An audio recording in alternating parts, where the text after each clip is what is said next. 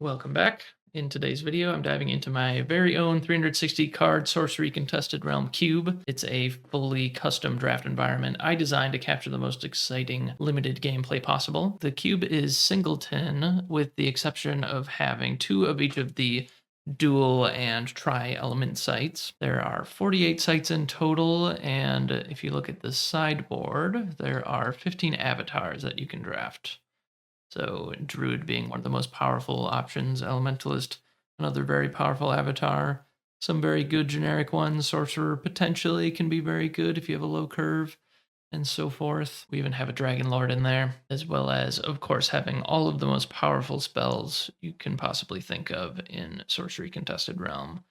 Plenty of the ramp artifacts and big fatties to ramp into, and control pieces for the control decks and removal spells, and all of the powerful minions that you can think of. There's one of everything that is good in sorcery. After the draft, I build the deck and play 3 glorious rounds. If you want to draft cube or anything else, then you need to join the Sorcerers at the Core Discord. You can find the link to the Discord in the description. We draft every Wednesday evening at 7:30 p.m. Eastern Time, and I hope to see you guys there. Now let's get into the draft. Hey guys, so I'm recording this in the future. I just recorded the draft, and now I'm going to do some commentary over it, so um, yeah, so we're drafting my cube, like I talked about in the intro.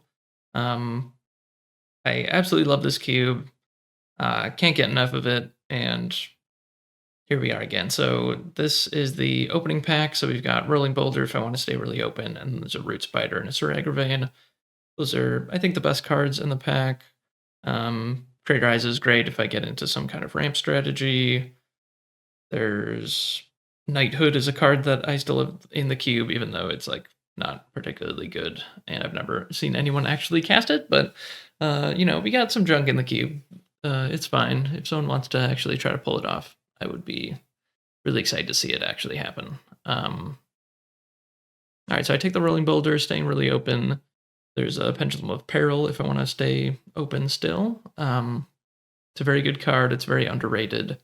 It can easily get a 2-for-1 and really control the board. Like, there's really no getting around it. Spear Marshal is a card that used to be very good, and now it's kind of nerfed because you can't use the special ability to make the lance and then drop the lance and give it to something else. So it's kind of like a really slow squire, and the squires are really good because they enter and do the thing immediately. Sir K is pretty boring. Cerberus is a card that Neek talked about as like, I think he gave it like a B or something, like a really good grade. And I don't like it at all. Like, I think in like Battle Mage or something, it might be fine, but I think for the most part, Cerberus, I just don't like how it just sits on your site. Wave Shaper is a real consideration. It's really good in Cube. I think it's like probably the best place for Wave Shaper right now. Like, it is really good at just locking down one really big thing, or like, yeah, getting a bunch of things to jump into the same spot and then lock them all down. Like, there's Koinixie, there's Led Astray. There's a few different movement effects to make that kind of thing happen.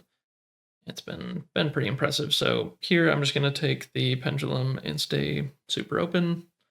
There's nothing like that fantastic in that pack. Like, Wave Shaper is probably the closest pick. You could also consider taking Manuscript, maybe.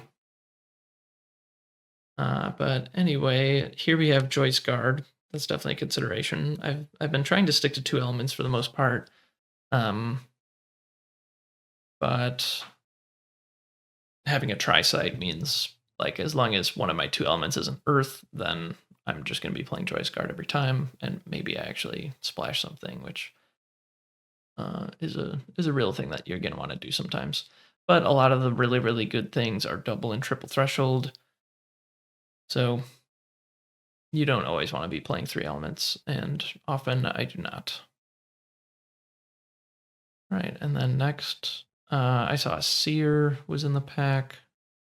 Sorry, not sure what's happening. Oh yeah, there were some cards that were sitting on the table that I didn't see until right before the pack got passed, but it's okay. None of them were any good.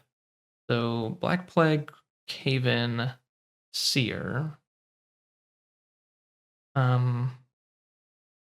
Yeah, I think it's probably between Black Plague and Seer. Seer's just generically really good. I've had good experiences with it. So I'm just gonna take it, and it always feels really good when you have an avatar in cube. Like often you end up with Spellslinger, and you're just like, shoot, I didn't really do the thing that I was supposed to do, which is craft a deck that like really is consistent and like aiming in one direction, basically. There's a mixed fire in that pack, and the mixes are fantastic in cube. One of the best things you can do is just ramp out something really big really early. And there's another tri-site. There's a blink. I have no colored spells so far, so kind of weird. I don't know what that jump was. Sorry about that. Mesmerism is probably just the most powerful card, and kind of makes me wish I had taken that Wave Shaper. But I have a tri-site that has water in it. That's enough reason to just take the Mesmerism and spec on water being open enough to make that happen.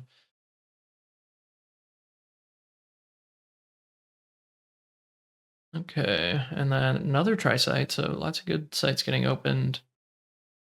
Burning Hands isn't that impressive in cube. It's really good normal limited, but in cube, like the curve is really high right now, and that means that Burning Hands just isn't going to be able to kill everything that it can in regular limited.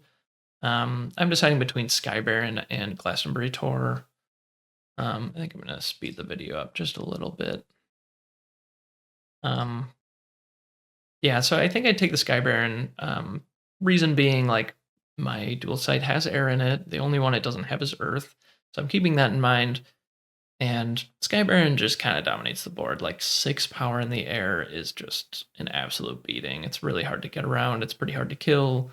It's just kind of a bomb. Can also kind of do something when it enters by turning off Airborne on something else. Okay, another tri-site. And then there's a Black Obelisk. There's a Knight. That's pretty much it. Maybe the other stuff is okay. So I take the Black Obelisk here. This is my favorite deck so far. Like the archetype that I really like is Ramp. And the first time that I drafted it, it was Earth Air. And this time maybe I'll do something different. Maybe I'll have like a water air ramp deck. I don't know. I mean, Earth has some of the best stuff to ramp into, and it has some sources of ramp that you can take advantage of. But yeah, I'm just gonna kind of stay open. Clamor of Harpies is really good generically. Yeah, Raised Dead isn't really that interesting to me.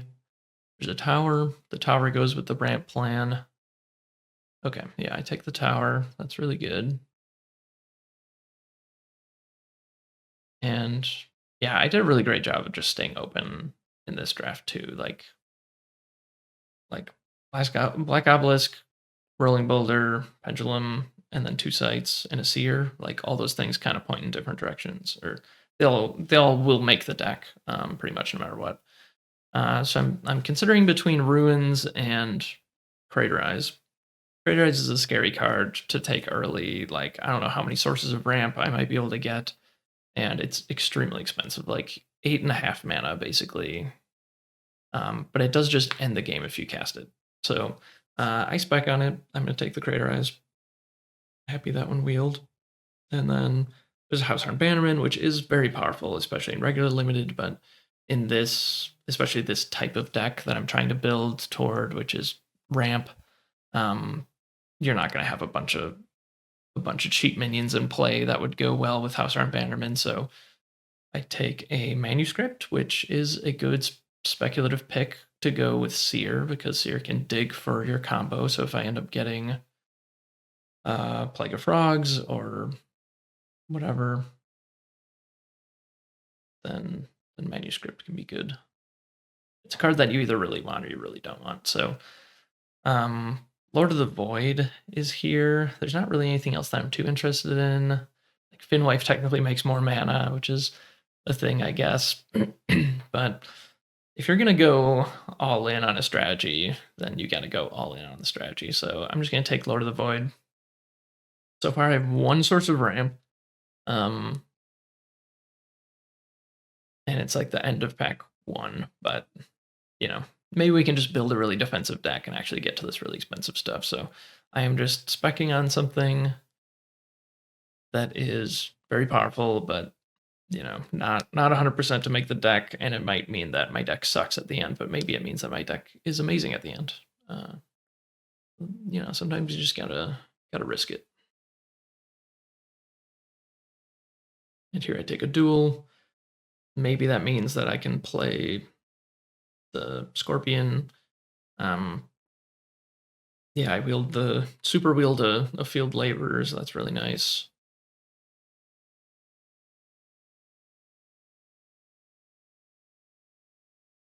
Field laborers isn't like the best source of ramp. It's one of the worst ones, but in a pinch, you can play a field laborers and be okay with it. All right, so here, Hillock Basilisk is one of my favorites. It just locks things down, slows the game. It's going to be good in this kind of rampy, expensive stuff kind of deck. There's a Grandmaster Wizard. I'm not that big of a fan of it, honestly. I think even in these rampy decks, you just don't really have enough time to pull off Grandmaster Wizard. I mean, if you can do it on turn 4 or something, when the game is just getting started, then that's going to be really amazing, but that's not always going to be the case. Here there is a Shrine of the Dragon Lord, which is another piece of ramp that I really just need to have. So I think I just snapped that off. Would love to get the Sir Galahad back. That's like the perfect card for this deck to slow things down, gain some life. Just a really big roadblock. Yeah, I just cut the Mesmerism. There's no way I'm playing quadruple water. And yeah, the manuscript. There's a Plague of Frogs in this deck, and there's no way that I can put Plague of Frogs in with triple water threshold. Yeah. So hoping to get Sir Galahad back. Maybe like a Border Militia would be okay. Maybe just some random curve filler, the crossbowman or whatever. I mean, maybe I could wield the mechanism and also get 13 treasures, but again, this deck isn't even going to be particularly good with that combo because I'm not going to have that many minions in play early in the game, so it's kind of like a 2-card make your own Grandmaster Wizard, and that's just not very good anyway. Okay, we see an Earth Core, so obviously I'm just going to snap pick that. There's an Excalibur for the King Arthur, which is really just for Elementalist. That is a pretty strong 2-card combo. King of the Realm, would love to get that one back. Arcane Barrage also would be great. Hounds of Honduras would be amazing.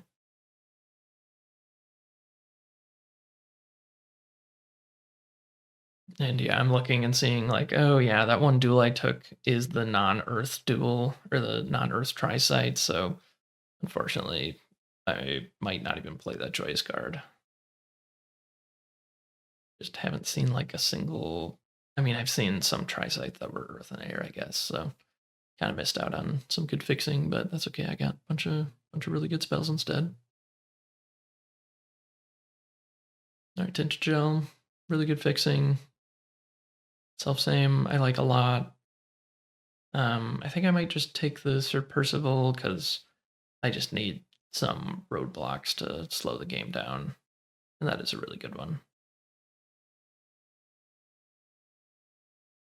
Yeah.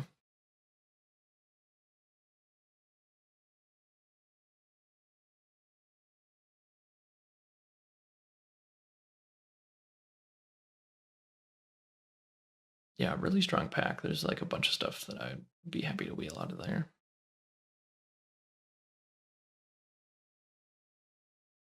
Oh yeah, Draco Corvus. That's like a perfectly good, very expensive card to put in the deck. Honestly, like the Magic Missiles is pretty tempting. Helen Falconer unfortunately doesn't get anything so far.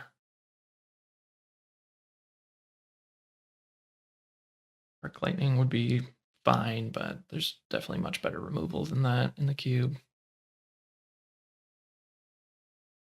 So yeah, it's possible I maybe should have just taken the Magic Missiles and and maybe wield the Draco Corvus. All right, there's a Frontier Settlers. That's a really bad source of ramp, but I think I point out when I did this draft, like, okay, the Year of the Blaze and the Frontier Settlers are gonna be the two cards that come back. Everything else is like very playable, and those are like very niche cards. So, and I was right. Those are the two cards that we get back. Again, that's a fixing site that isn't for my two elements.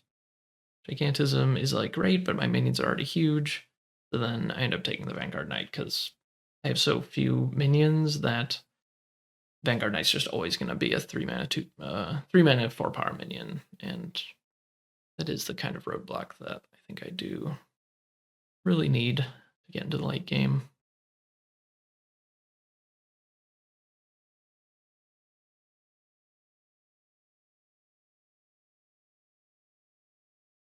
All right, and this is one of my favorite cards, the Real Sphinx. And it feels really painful because there's a Mixed Terra, which usually is like a snap pick. Like, I'm never not taking Mixed Terra in a Earth Air ramp deck. But then I start thinking about it. And I look at all of the cards that I've seen. And I look at my cube list and I'm like, huh. I have the Draco Corvus, but then, okay, there's like a Mountain Giant I think I already saw. There's a Raytanis Titan I already saw. There's Midland Army is in this pack. I'm probably not getting it back. So then I'm like, huh, there's really not that much that I can mix out with this Mixed Terra. Like, the Mixed Air would be great because it hits all 4 of my really expensive minions. And Mixed Terra only hits Craterize and Draco Corvus. So yeah, I do the math on that, and I think I changed my mind kind of last second here. And I put the Mixed Terra back in, and I grabbed my favorite card, the Riddle Sphinx. So never unhappy to have a Riddle Sphinx in my ramp decks. All right, and then Pillar is such an irreplaceable site, and it's like perfect for this deck. Like, if I can just draft some more removal or just trade my things off for their things and then play a Pillar and have that be the way that I survive a couple extra turns, it's pretty important. Highland Princess does get a core, but it's a little bit slow. I don't know. And you ideally want to have like 2 targets for your Highland Princess anyway. Here I take 2 fairies because I just would like to have a 2-drop in my deck. So easy pick there. This Crossroads I end up actually taking out of the cube after this draft. It's there because there's 2 Sinkholes and 1 Roots of Yggdrasil, and I figured like maybe someone drafts 1 Roots, 1 Sinkhole, and 1 Crossroads, and then they can like fetch up whatever the other piece that they need. But honestly, that's a pretty thin. I think if someone has Roots and they have Sinkhole, they're going to mulligan toward it, and they're probably going to see both. And honestly, they just don't even need the Crossroads. So I took that out, and I finally found a slot to just put Mirror Realm in, which is obviously like maybe the best site ever. Like, it really should be in the cube. I just have been trying to keep the elements really balanced, and I had a few slots that I took out to try to have the Roots thing happen, and I think basically no one's even done it. So maybe the Roots package will leave the cube also before too long. We'll see. But yeah, now we see we got a Cloud Spirits and Arcane Barrage. Both really good cards for this deck. And yeah, at least Air is looking pretty open. I think Earth is not looking open really at all. But I managed to get some good Earth stuff, some real reasons to be in Earth. Although I could see this deck having gone a different direction. But I don't know. I didn't really see any like really expensive water stuff or like an Infernal Legion or anything crazy. So yeah, I got the Frontier Settlers. Um, so if I don't get there on like more artifact ramp, then I can play Field Laborers and Frontier Settlers and feel okay about it. There's also a Dryad in this pack, which is also horrible, but a bad but serviceable card in this kind of deck, I guess. Um, but yeah, pack 2, I just opened 4 Waters of Paradise, like literally maybe the best card I could have possibly opened. So yeah, I'm excited about that. Definitely gonna pick that up. And then there's a Perilous Bridge. I would love to have that because I've got a bunch of airborne minions. I have a bunch of just expensive stuff that I want to get into the late game. So Perilous Bridge is actually a real option in this deck. Rangominiad's fine. I think it dealing 3 instead of 4 is really a pretty huge deal um for cube. Okay. There's a Ruby core. I don't really love an off element core. There's 13 treasures. I didn't get the other card, so at least whoever it got the Kythera mechanism doesn't get the seer. So it'll be difficult for that to ever come together without all 3. So I take a Rita. Okay. Yeah, I think that's pretty fair. I mean, Pathfinder, I don't really love Pathfinder in Cube, honestly. Like we eroded it. You can have any number of whatever sites in your deck. So you can ignore the first line of its text box, but even then it's like it's not that good. Like it's really hard to even get your threshold under you just playing 2 elements. I don't know. More testing needs to be done. I think it probably there's ways to build it that are going to be good.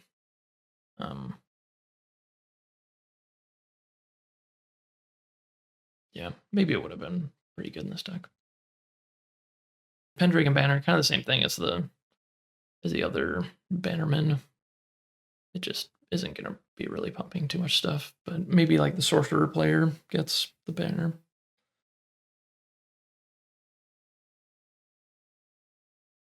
Yeah, Chaos Twister.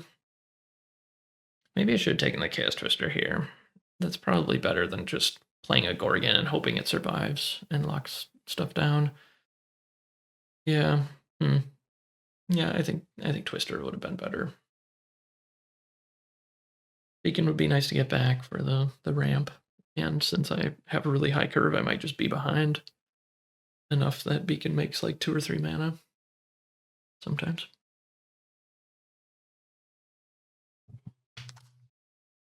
Okay, I was wrong. We didn't see the Mountain Giant yet, but I think that was like maybe the only other Earth thing that was expensive that we wanted to ramp into with the Mixed Terra.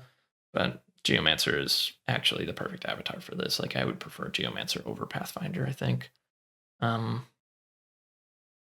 yeah, Windmill, Mountain Giant. Love to get either one of those. Cast an Exile actually I think would be really good in this deck. For the same reasons that I said Beacon would be good. They're just gonna have stuff on your sites early in the game, most likely. Yeah, Skirmishers of Moo. Very good one. I think I'm considering taking something different. Oh no, I was making sure that I actually took a card out of the pack, I think. Browse, yeah. Basically can't ever pass a browse when you're this heavy in air. It just basically searches your deck for whatever you want. By the time you cast it, you're gonna have seen half your deck already, and then we have pretty small deck sizes, being 24 spells, so kind of just get whatever. And there's kind of like a couple of generic big stuff that I just have better big stuff already.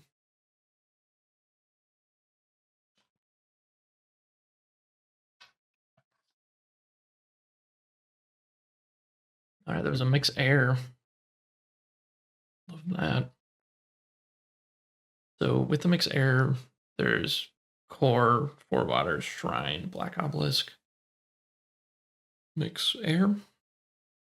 And Mix Air hits all of my expensive minions, I guess, except for Rita.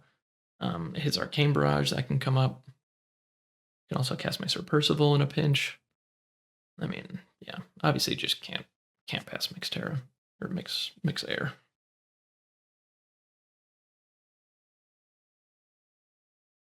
Yeah, I think I'm looking at my cards that I'm considering cutting, and it's like Flanking Maneuver, Border Militia, Field Laborers, Frontier Settlers.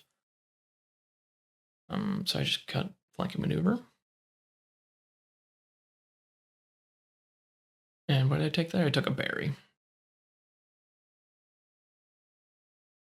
Nothing special. I wonder if I saw White Knight already. White Knight would be really good. Yeah, so here I see it's Sir Lamorak, and I have to really consider it. It's like Sir Lamorak versus Treetop Hideout. I do have an Earth Fire Site and an Air Fire Site, so I could kind of splash the Sir Lamorak pretty easily. There's also a Mix Air, and there's a Four Waters. There's a Shrine of the Dragon Lord, so I think honestly maybe I should have just taken the Sir Lamorak, but I ended up taking the Treetop Hideout just to keep things really simple. Like my power level is already going to be insane. I don't really need this Sir Lamorak.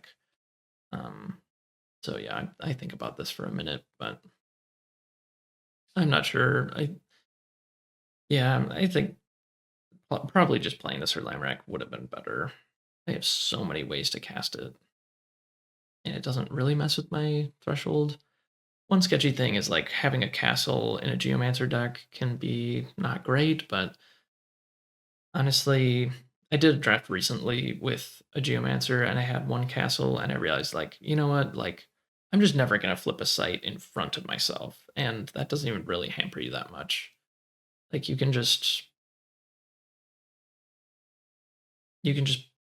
play an earth site, put a rubble to your right, play a fire site in front of you, or an air site in front of you, and then the next turn you play an earth site, you put the rubble next to you again, and then you got two flips with the Geomancer, and that's usually all that you get. Like you don't ever typically have hands that just have 3 earth sites and you get a bunch of free sites. That just doesn't really happen anyway. So I think castles.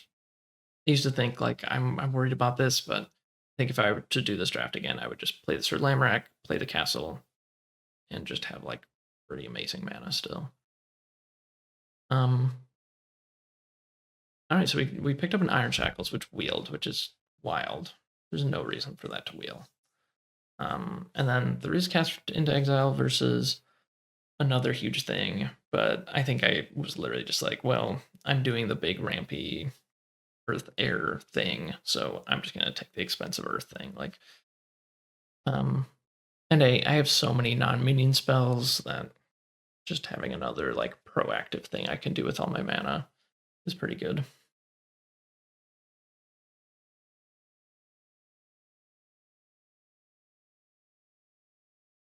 And I think, was that pack 3? It must be pack 3. Yeah. This is my deck. Yeah, it looks really good. I think I cut the Frontier Settlers and the Field Labor. I have a bunch of Source of Ramp even without them. So we got 1, 2, 3, 4, 5. 5 Sources of Ramp. Is that it? 1, 2, 3, 4, 5. I kind of thought I had more than that in this deck, but I'm just not playing any of the bad ramp. I'm playing all the good ramp, and I also have Geomancer. That's kind of ramp, and then I have 1 tower. That definitely counts. Funny, this comes up in the games, but I do play that Kingdom of Agartha, and I think it was a mistake. Oh, I also cut the Border Militia. Yeah, so Kingdom of Agartha, I actually took it out of the cube, I believe, and I just didn't realize like how symmetrical the effect is, and the fact that you're playing Earth means like you're just gonna have Berry or Earthquake or something like that in your deck, and it's just not gonna work if you have Kingdom of Agartha in play. So that card's pretty terrible.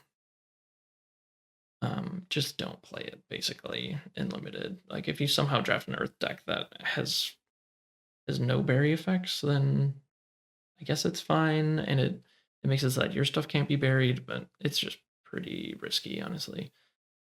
So this hand just looks kind of insane. So Kingdom of Agartha, Big Rubble, and I should have played the Mix Air. I just straight up missed it, but it doesn't really matter, luckily.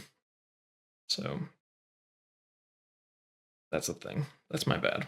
I should have done that a lot better. But yeah, flip a site, play Four Waters. Just drew a Four Waters of Paradise off the top. So you know, it takes a combination of skill and luck to win games of sorcery, and sometimes you just get there. So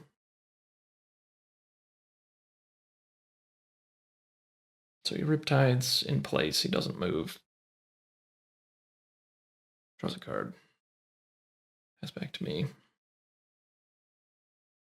And then draw another expensive thing, which I guess is like a little bit worse now that I have like 2 ways to cheat out a big thing and 3 big things, but I mean, that's totally fine. So I crack the Four Waters, cast the Sky Baron, play Treetop Hideout, give it stealth. And then with my 1 remaining mana, I play Mix Air.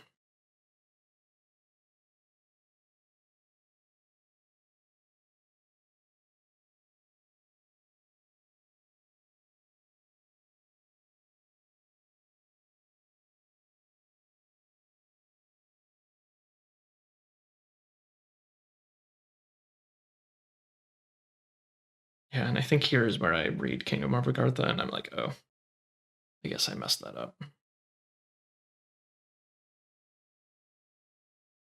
Because Draco Corvus has the ability tap teleport somewhere and bury a minion, and it just literally doesn't work because Kingdom of Agartha makes my opponent's minions have burrowing. So that kind of sucks.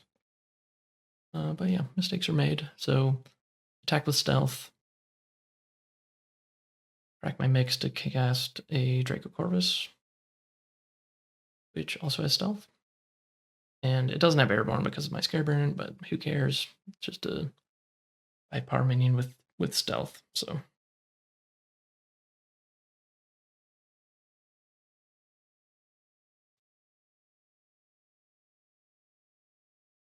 and then I've got the sweet follow-up play of Sir Percival too. Like I'm just putting on so much pressure. Like my opponent has 3 sites in play and a 2 power minion, and I have 11 power in play.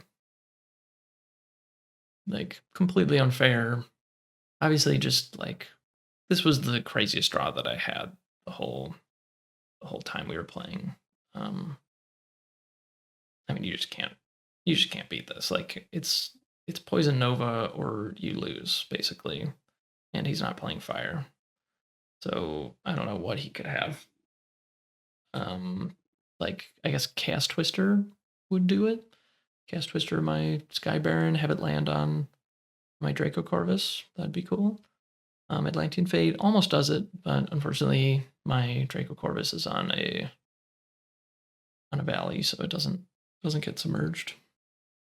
But he turns his own air site into a water site and kills my 6 power minion, so not too bad.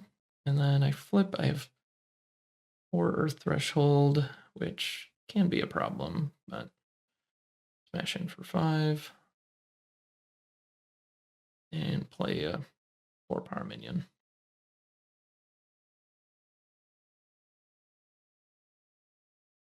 And he put the Grail on his site, and then I tell him like, well, you can put it on my site if you want to, and that's what he does. So the chosen site is the Kingdom of Agartha. All right, so here, kind of a desperation play, but he shapeshifts his Sir Tom Thumb, and get what he hits. But this is like a, okay, am I about to lose the game? It's about to happen to me kind of moment. Anytime someone casts shapeshift, because there's a bunch of scary shit that you can hit with it. Okay, yeah, nah, this isn't too scary. So a Cursed Albatross comes in and attacks one of my minions, dies, and then it kills all of the other minions. So it's just, he basically 2 for 1'd himself and killed my Draco Corvus. It spent 4 mana, so Not too bad. He is, at least going to toe to toe, trying to slow me down, trying to get back into the game, but there's just not that much he can do. Yeah, I just don't have threshold to cast the Cloud Spirit. But next turn I can play Rita or Cloud Spirit. And I can shackle something. Okay, plays a Band of Thieves. Don't really have a clean answer to that. So play core. Oh, really? I attacked with Sir Percival and he didn't block. I guess he's at 1. But yeah, I mean, he just doesn't really have much he can do. He's playing Sorcerer, and I don't think he's had time to draw Second Sight yet. Probably this next turn he's going to draw 2 spells, though. I just played Cloud Spirit way in the back, where it's nice and safe. They can still block anywhere.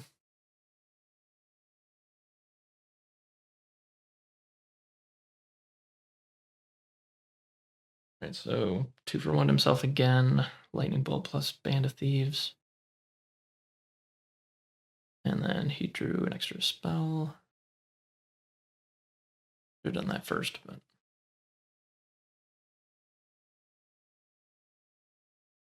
Alright, plays Phase Assassin and passes. The Phase Assassin can block most of his sights, but the Cloud Spirits can still come in and put him at death's door, so that's what I do. Attack the stream.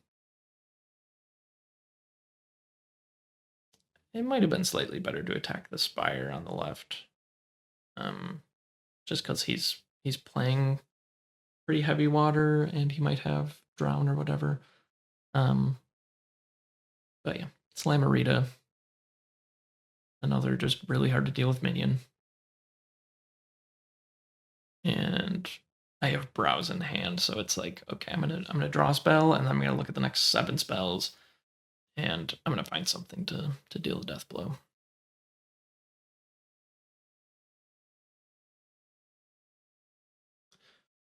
So this is his last chance to stabilize. He draws 2 spells.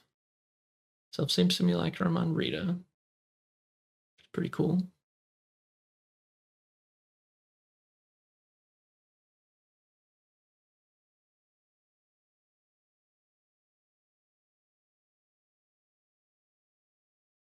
And yeah, I untap, except the Cloud Spirit stays tapped. And then, yeah, draw, play a sight. I have 3 air threshold, I cast Browse. And I find Arcane Barrage.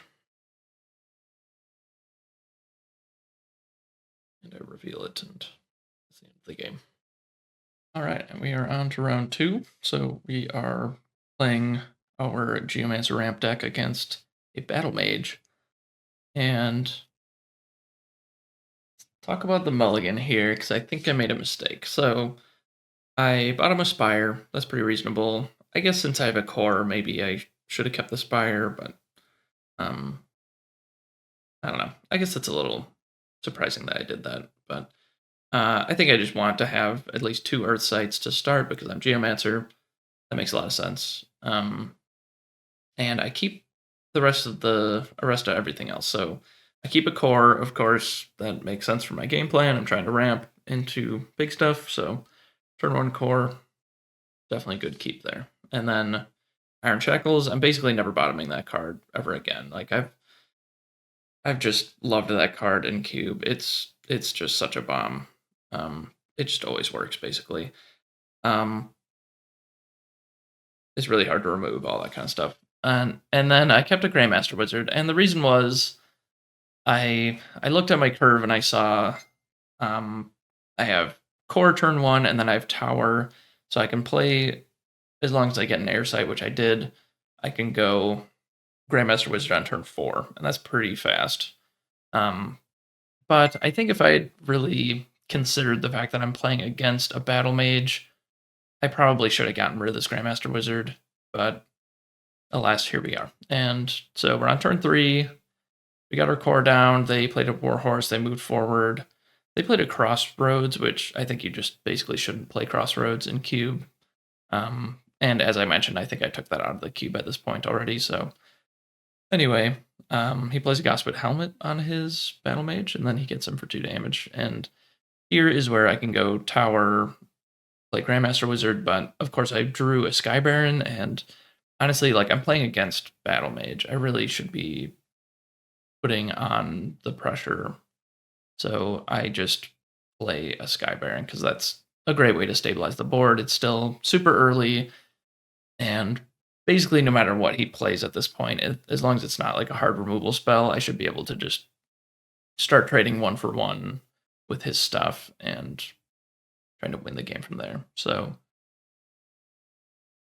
I feel like I'm in a great position. Like, I've got a big 4/5 in my hand. I've got a couple of removal spells. I've got a way to restock my hand if I run out of gas.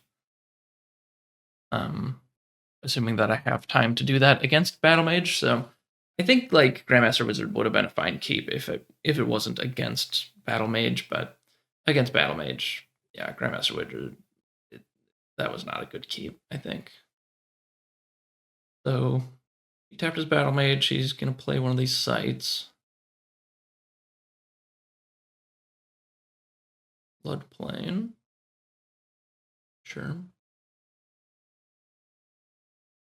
And by the way, I think after game 1, I did side out the Kingdom of Agartha. That was just a mistake. I think he's lagging a little bit, so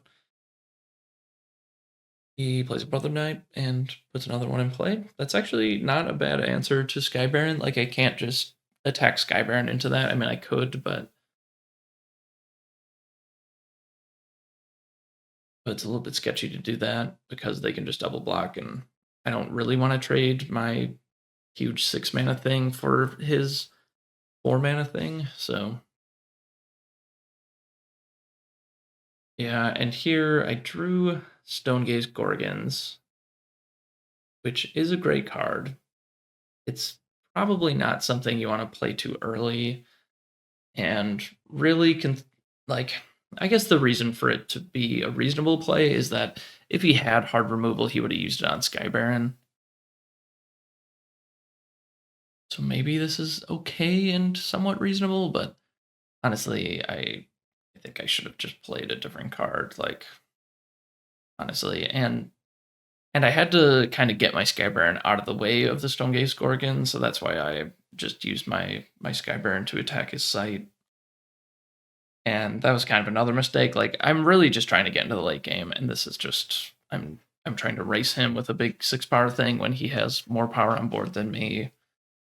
And it turns out that he's actually doing the Battle Mage like Voltron strategy of just putting a bunch of artifacts on your Battle Mage and going to town. So he plays 7 League Boots, which is really sick. I'm really excited to see that getting some play in Battle Mage. Like, amazing. Yeah, and then he plays a Mixed Ignis, so he was able to deal with the Gorgons and get in for 10 damage. So yeah, definitely not looking great. And also the placement of my Sky Baron, like, I should have just attacked onto the River Flame. I guess, yeah. Yeah, I could have, no, I couldn't have done that safely without potentially getting double blocked. So I think that's, I was too focused on that. I should have just probably killed the Warhorse. I could still just play the Gorgons where they were, and if they survive, then like that's great. I don't mind that at all. Yeah, so I definitely made some mistakes here, and because of that, I'm really getting my ass kicked by this Battle Mage.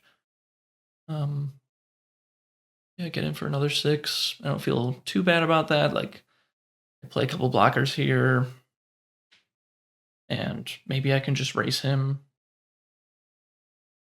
Pretty hard to do when he has that much power on board, though. He's got 11 power on board, so yeah, this is rough.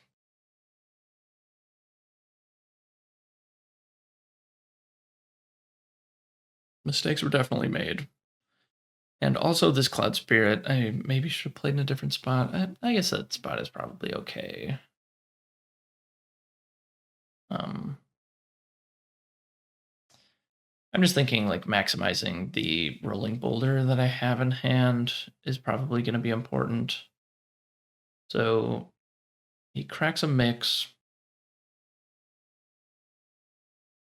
Actually, he changes his mind. He plays Jihad and then he cracks mix to cast Boudica onto the Jihad. So yeah, Boudica, not the card that I want to see. And he doesn't even have to play his sight because of the mix. So he's just absolutely super far ahead at this point. Like he just has way too much power. And yeah, this game is not going my way. So he attacks. I kind of do some math and decide, okay, I guess I'm gonna go to door no matter what I do here. So I'm just gonna take the damage from this hit. And then he attacks out of the aura of the Jihad. So then I think I block with the Cloud Spirits because that's the only chance that I have to trade Cloud Spirits for something else. So I just do that. And then attacks with the Sir. And I guess I take it. I go to Death's Door. And then he just moves his Battle Mage with 7 League Boots all the way over to my other side so that basically I can't just move my Geomancer and be safe. I mean, he has 7 League Boots, so I guess that move was kind of weird. Like, it doesn't really matter where you go with the Battle Mage. He's always going to have access to stuff. So, yeah, that probably was just a mistake from him. Yeah, pretty weird that he did that. And then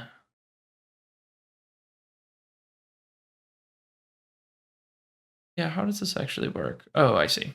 So I put him to Death's Door with my 2 attacks, and then play a sight because I don't really need to move, so I might as well in case I draw more expensive stuff that I need to play. And then I just pass the turn. I mean, I played Vanguard Knight next to my avatar so that he can't just get the death blow in. But he does have Goswit Helmet in hand.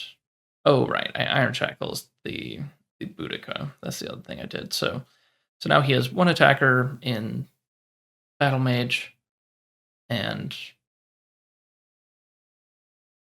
I've got 1 blocker. So basically, any trick, any direct damage spell is going to get me. And then I think here I realize, like, I really should be thinking about Rolling Boulder when I did all these moves. And I think my placement wasn't as good as it could have been. So I should have, I think, attacked with the Sky Baron here, and then Sir Percival here, and then the Vanguard Knight being in this row would mean, like, okay, he plays Goswit Helmet and kills my thing, and then I would just kill him, right? So he has to move away, which means if I had done that play, then his only safe site would be, I guess, this site. Actually, no, because he has to move away, so my thing survives. So then he would have no safe spot on the whole board that he could actually go to, because Rolling Boulder just covers that much space. But because I attacked like this is now a safe space. So if he had just used his Battle Mage to move over to this site, I think he would have survived this next turn. But lucky for me, he just plays the helmet and attacks my Vanguard Knight, and I untap and I play Rolling Boulder, and that is the end of game 2. So got pretty lucky there. He could have easily just had the death blow that last turn, and I don't know. That was a rough one, but I somehow got there.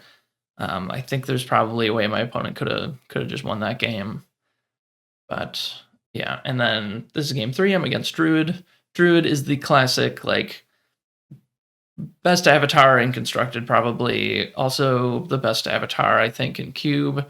It's just generically amazing. Like, you don't have to do anything special when you're drafting to make Druid super good. I had some discussion recently about taking Druid out of the cube. No one in my play group has talked about taking it out of the cube, but I saw Ilvala talking about he doesn't have Druid in his cube because he thinks it's just, like, way too good. Like, it's an outlier. It's so much better than the other avatars. And I do agree. Like, you don't, like, it sucks that someone's just going to open Druid and they're just going to have, like, a massive advantage because they have Druid as their avatar, but I don't know. This is Cube. I'm okay with there just being these power outliers. Like we're still exploring the space of what Cube is, and I think we've pretty much figured out for the most part like some of the best strategies. Um, there's not that many like really clear game plans so far in Cube. Once Gothic comes out, it's going to get a lot more clear. Um, anyway, so my hand had like Draco Corvus and it had Mountain Giant in it. I decided to mulligan the Mountain Giant but keep the Draco Corvus, and the reason was Draco Corvus, if I draw Mix Air or if I draw Four Waters, both of those hit Draco Corvus, and only one of them hits Mountain Giant. And it's a little bit cheaper, obviously, so having one really expensive thing to start in my hand is not the end of the world. And then I do have a tower, so I really want to save that for when I can at least ramp something good out. So I think right here, I'm basically, I would love to save this pillar, just gain some life, but it's in my opening hand. I'm just not really going to be able to get that much value out of it. So what I end up doing here is I cast Iron Shackles and I put it on Tawny. And this, it hurts a lot to put Iron Shackles in a 1-power minion, but everyone knows how busted Tawny is. So this is basically like blanking Druid's front side, which, like, spending an entire card to make their avatar less powerful. I mean, that is legit. I mean, I totally agree with what I did here. You just can't let Tawny just run the board and deal a bunch of extra damage and cast all the spells and stuff. Being disabled just means that it's just gonna sit there and do nothing. So he has no play on turn 3. Love that. He gets in for 2 with a Kettletop Leprechaun. I actually don't cast the Stonegaze Gorgons, which I guess makes sense. Like there's nothing on his side for me to disable right now, so luckily I was able to just draw Spire and just cast a Tooth Fairies. I'm fine with that. Yeah, and I'm sure he's gonna attack with the Leprechaun, and I'm probably not gonna block. Although, like, I might block. I'm not really sure. I mean, killing a Leprechaun sucks. He also drew a spell for turn, which means that I really don't want this Leprechaun to die. I actually think I might block with the Leprechaun, and that was just a mistake. We'll see. Okay, now he drew a spell. Yeah, I think I do just trade because I'm just like, I just want to survive, basically. But that was a mistake. I should have just let him miss his sight for the turn. Like, how slow of a start can you have when you don't play a sight on turn 4? So I think a minor mistake there. And he still doesn't have a play. So he must be drawing spells because he just maybe didn't even have a 4-mana spell to cast. I guess not one that he wanted to cast. Anyway, I play my favorite card ever, Riddle Sphinx, and of course, being the expert Riddle Sphinx player that I am, I know that the bottom card of my deck is a Mountain Giant right now, and that is a card that I really don't want to draw. So I see an Onyx Core, which I would love to draw, and I put it on the bottom because then either I'm drawing a random card or I'm drawing that Onyx Core. So he has me rearrange the top and bottom, and I draw the Onyx Core. So that worked pretty perfectly. So yeah, that was me. You rearrange the top and bottom, so I put the top card onto the bottom. I grab the Onyx Core out from where I put it, and I drew it. And I don't have the 1 mana to just play the core immediately, which would be nice, but can't really complain about that. Yeah, in a great position. Big 4-power thing in play. We got a bunch of more expensive things to play. Big removal spell, a browse to eventually get me like the Death Blow or find another piece of ramp or a big thing or whatever. He plays a Black Plague covering 4 of my sites. I think it would have been a little bit tempting to put the Black Plague on like one site closer to him. That way it kills Tawny. but then my Brutal Sphinx would have survived, and I would have just moved it out of the aura of the Black Plague. So I think that was pretty reasonable. And then, yeah, we'll see. We'll see what I do from here. And I didn't play Sight this turn because I really just want to draw spells. I have plenty of mana. So I top deck Shrine, which does give you the threshold immediately. It doesn't give the mana immediately, but I cast a Browse, and I see 3 pieces of ramp. I see a Lord of the Void, Rolling Boulder, and a Rita. So all very powerful cards, of course. So I think about it for a second. I'm like, okay, I don't think I need a piece of ramp here. Like, I've got a bunch of mana. I've got a core in hand. I'm okay on those cards. So then it's like Rita versus Lord of the Void, or do I just want a removal spell? But he doesn't have anything in play for me to remove at this point, and I do have a Pendulum that I could play to remove something. So I decide I'm the big ramp deck. I'm just going to take a big rampy thing, and I look at Lord of the Void and I'm like, I can actually cast this in a couple of turns. So I have 6 mana in play right now with the Shrine, and then I'm going to play a Sight, play a core. I'm going to play a core this turn, play a Sight next turn. That gives me 8 mana already. So then I'm only 1 mana away from this Lord of the Void. So with only a couple pieces of ramp, I'm actually just able to take a Lord of the Void from my browse and set up for that in the future. So Lord of the Void, most people haven't played with it, but it's 9 mana, 3 air threshold for a 0 power Voidwalk minion that says at the end of your turn, banish an adjacent site. So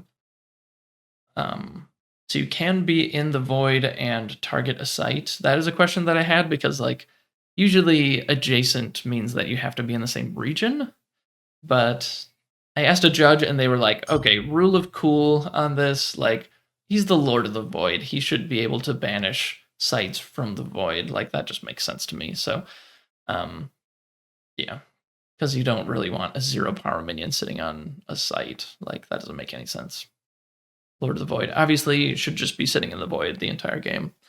And the main way to kill Lord of the Void is to like play a site on top of him and then cast a removal spell, or like play a desert on top of him and just ping him for 1. But the really cool thing you can do is play Lord of the Void, banish a site that has minions on it, and then if the minions don't have Voidwalk, then the minions get banished. So yeah, we're at 8 mana now. I could draw a site next turn if I really want to play this Lord of the Void, but I also just have other stuff to do, so I could just wait a turn and just draw a site for my avatar. We'll see what I do. But I have a Black Plague on 4 of my sites. Oh, by the way, so he blinked his Tawny forward in order to get it on the Black Plague, and that killed Tawny. So that's why the Iron Check was on my side.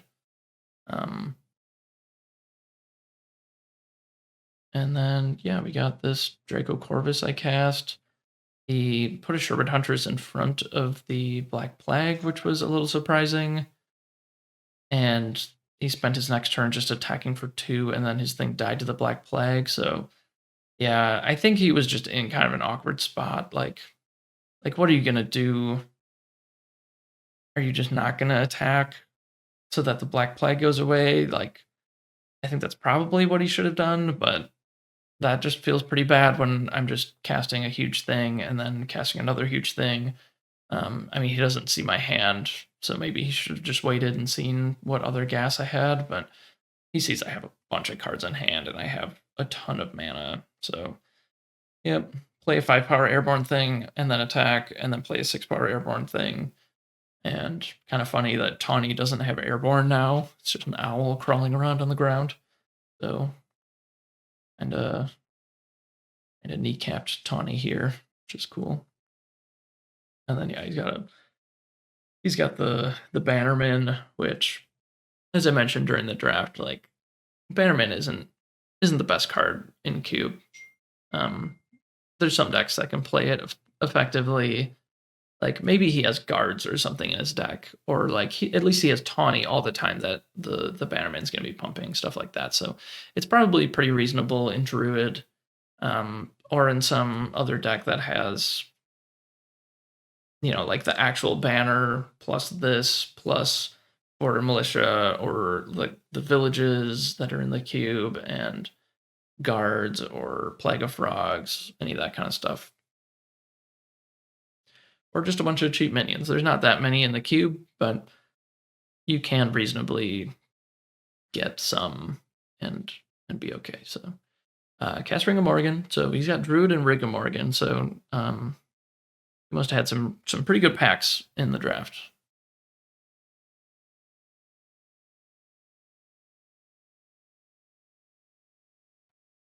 Yeah, and then he burrows a Root Spider under my thing. So he's doing a pretty good job, like trying to stabilize the board. He just unfortunately is not able to push any aggression because of the Black Plague that he put on my sites. And like, I think the placement of the Black Plague really wouldn't have changed much. Like if he had put it a little bit farther back, then he wouldn't have even been able to play his things next to my sites. So maybe his placement was actually just correct. Like if it had been one to the left, then I would just be playing my stuff on the right side. So that's kind of the same.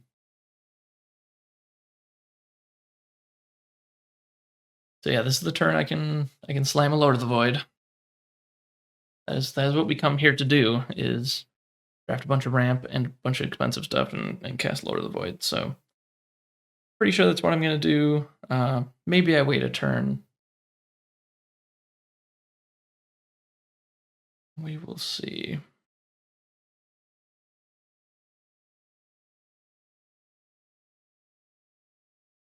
So yeah, attack first.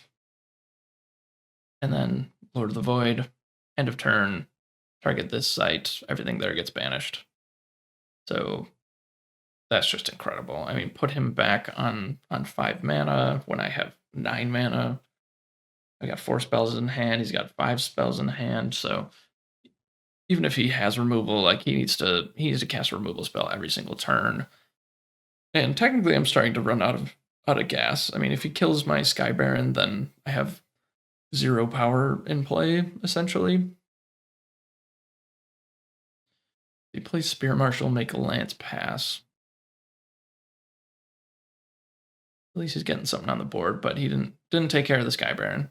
So tap, flip Rubble into another valley, and I drew Craterize. So I almost ran out of gas there for a second, but luckily I built my deck to half my spells cost like 5 or more mana, so pretty hard to really have nothing to do. I guess this is kind of a weird attack. I attacked there. Maybe I should attack to the right so that I see why I didn't do that. Okay. Yeah, I guess that was a reasonable attack. I should have just attacked onto the Druid, I think. I was clearing the way so that I could Arcane Barrage, which puts him on Death Door. None of this actually matters because I just have Craterize in hand, and he's at Death's Door. I'm at 15.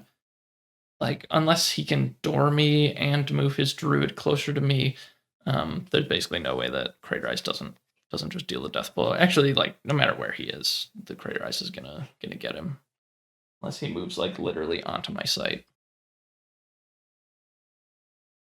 All right. So he moves his Root Spider to disable my 6-power minion, and then he tries to move over and attack my Draco Corvus, but then I point out that my Sky Baron is now disabled, which means that my Draco Corvus is now airborne, so you can't actually attack it. So yeah, unfortunate little puzzle there that means that he just doesn't really have a good way to attack me. And then, of course, I just discard a site, cast Craterize, deal the death blow. And yeah, so this is the deck. As I said at the beginning, pretty horrible curve. Learned something about Kingdom of Agartha. Never actually drew Black Obelisk, which is the card that kind of drew me into the deck. It's not the greatest card ever. I like it a lot because it just breeds this kind of like awesome like turn 1 core, turn 3 Black Obelisk, turn 2 Black Obelisk, turn 3 play some expensive 6 mana thing, or um, there's some curves with Black Obelisk that are pretty insane. And honestly, like at game 1, if instead of those 2 ramp artifacts I had, like instead of the Mix Air and the 4 Waters, I had a Black Obelisk, it still would have been a slower curve, but then it would have been like still cast Sky Baron, and the next turn cast Draco Corvus, and the next turn cast I don't know what it was. It was like a mountain giant or something. Like I just like had a bunch of expensive stuff in hand, and having a mix and a 4 Waters means that like you're gonna get a burst of mana, whereas Drake the Black Obelisk just brings mana every single turn. So um definitely really cool. I'm gonna keep drafting Black Obelisk. I'm gonna leave it in the cube probably for a really long time. Like it's just such a unique card that's gonna make some decks viable that just won't be otherwise. I will say, like, yeah, my deck definitely could have had more like early removal spells or just like early minions to play, but when you have these many cheap pieces of ramp that you can reliably cast early and ramp into big stuff, then maybe you can get away with a curve that looks this awful. Really exciting that I actually got to play Lord of the Void and kill Tawny and a Sight and another minion. That was really sweet, and I finished the game with the Crater Eyes. Like that was just really exciting. Like that is what Cube is all about. Like these super exciting plays. Like no one's constructed decks looks like this. No one's limited decks look like this. You only get this experience when you draft Cube. So if you're interested and you have time Wednesday nights, then you should hop on TTS and do a draft with us, because we're really happy to invite new players into the draft space. And obviously, Cube is very complex, so you might want to vote for one of the more easy to draft formats, which we do as well. So we're going to be drafting Gothic when it comes out on TTS, probably for the first couple of months. I'm just going to say, like, guys, there's not a vote. Like, we're just going to be doing Gothic for a while. Like, we need to learn that format. And then we'll be getting back into Cube probably once we're done with that. There's going to be a bunch of changes to the Cube when Gothic comes in. We're probably going to be drafting this between now and then, though. This is just such a blast, and people are kind of sick of just drafting beta and Arthurian Legends all the time, so Cube is a nice change of pace, and I think we're going to keep doing that. All right, thanks for watching. Keep an eye out for more videos. There's going to be more coming. I think I have some more gameplay videos coming, and there's going to be some commentary over some constructed stuff to be watching out for. So thanks for tuning in. I'll see you guys later.